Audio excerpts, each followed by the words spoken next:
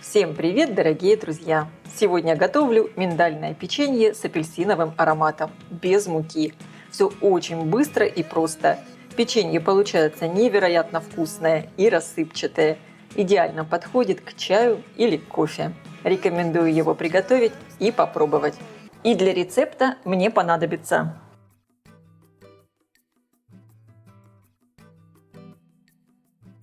в миску всыпаю миндальную муку, добавляю сахарную пудру, перемешиваю. Если у вас нет миндальной муки, можно просто измельчить хорошо миндальные орехи в блендере.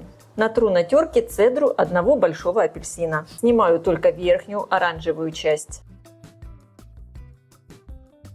Перемешиваю. В миску вливаю белки от 2 яиц. Вес примерно 80 граммов. Добавляю щепотку соли. Взбиваю миксером до мягких пиков.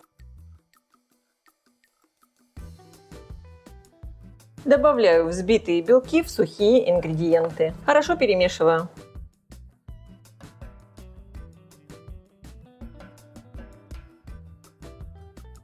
Домешу тесто руками. Вот такое нежное тесто должно получиться. Фактически оно к рукам не прилипает. Выкладываю миндальное тесто на стол, разделю его на 2 части. Из каждой скатаю валик. Разделю его еще пополам. Тесто очень приятно пахнет апельсиновой цедрой.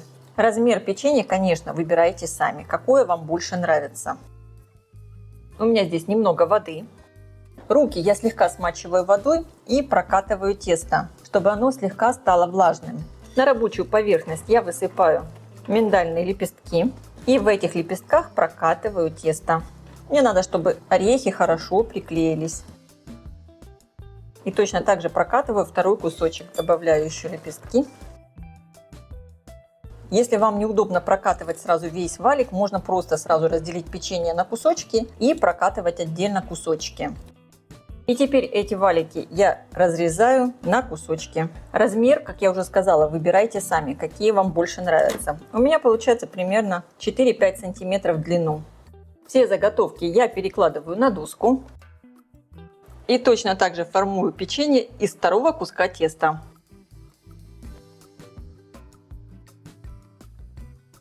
Все заготовки я отправляю в морозильную камеру.